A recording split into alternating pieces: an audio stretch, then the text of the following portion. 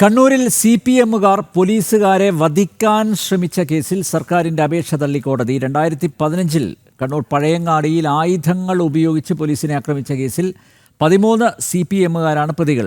SIക്ക് ഉൾപ്പെടെ ആക്രമണത്തിൽ പരിക്കേറ്റിരുന്നു. കേസ് തള്ളണം എന്ന് കാണിച്ച് സർക്കാർ കോടതിയെ സമീപിക്കുകയായിരുന്നു. ആവശ്യം തളിപ്പറമ്പ് അഡീഷണൽ ജില്ലാ കോടതി തള്ളുകയായിരുന്നു. മുഴുവൻ പ്രതികളും വിചാരണ നേരിടണമെന്ന് കോടതി പറഞ്ഞിരിക്കുന്നു. മിഥുൻ പിള്ള ചേരുന്നു. മിഥുൻ, കഴിഞ്ഞ ദിവസമാണ് പോലീസ് വാഹനത്തിന് നേരെ, പോലീസ് ജീപ്പിന് നേരെ സ്റ്റീൽ ബോംബ് എറിഞ്ഞ 2 DYFI പ്രവർത്തകരെ, ഞാൻ ഓർക്കുന്നത് ഇതേ കോടതി തന്നെയാണെന്ന് തോന്നുന്നു, 20 വർഷത്തെ തടവിന് ശിക്ഷിച്ചത്. ഇപ്പോഴിതാ CPMകാർ പ്രതികളായ സമാനമായിട്ടുള്ള ഒരു കേസ് എഴുതിത്തള്ളണമെന്നൊരാവശ്യം സർക്കാരിൻ്റെ ഭാഗത്തു നിന്നുണ്ടായിരിക്കുന്നു. പക്ഷേ കോടതി അത് നിരാകരിച്ചിരിക്കുന്നു. കോടതിയുടെ നിരീക്ഷണങ്ങൾ എന്താണ് മിഥുൻ?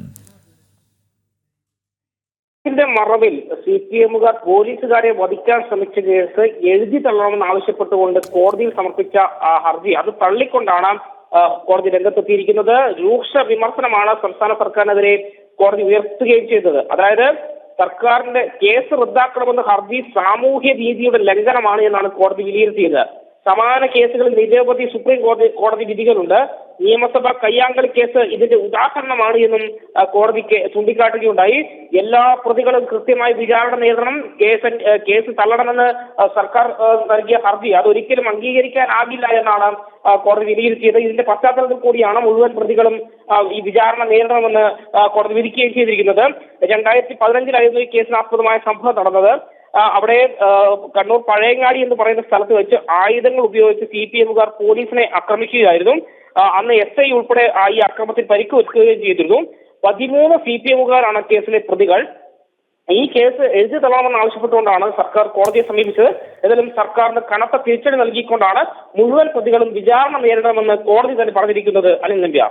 യെസ്, കണ്ണൂരിൽ CPMകാർ പോലീസുകാരെ വധിക്കാൻ ശ്രമിച്ച കേസിൽ സർക്കാരിൻ്റെ അപേക്ഷ തള്ളിയിരിക്കുന്നു കോടതി. 2015 കണ്ണൂർ പഴയങ്ങാടിയിൽ ആയുധങ്ങൾ ഉപയോഗിച്ച് പോലീസിനെ ആക്രമിച്ച കേസിൽ 13 CPMകാരാണ് പ്രതികൾ. SIക്ക് ഉൾപ്പെടെ ഈ ആക്രമണത്തിൽ പരിക്ക് പറ്റിയിരുന്നു. എന്നിട്ടും കേസ് തള്ളണം എന്ന് കാണിച്ച് സർക്കാർ കോടതിയെ സമീപിച്ചു. സർക്കാരിൻ്റെ ആവശ്യമാണ് തളിപ്പറമ്പ് അഡീഷണൽ ജില്ലാ കോടതി നിരാകരിച്ചത്. മുഴുവൻ പ്രതികളും വിചാരണ നേരിടണമെന്നും കോടതി. മിഥുൻ പിള്ളയാണ് വിശദമായ വിവരങ്ങൾ നൽകിയത്.